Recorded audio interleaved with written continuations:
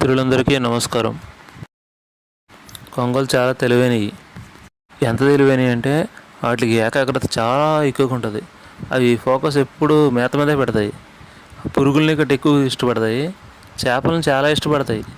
ఈ కొంగలు ఎక్కువగా చేపలు వేటాడుస్తూ ఉంటాయి. ఎక్కువగా మేతను బాగా ఏరుకుని తింటాయి.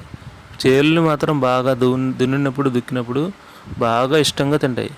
ఎక్కువగా ఇష్టపడే ఈ పురుగులనే, మాంసకృతులను ఎక్కువ ఇష్టపడే ఈ కొంగలకు ఎప్పుడూ ప్రత్యేకంగా ఉంటుంది.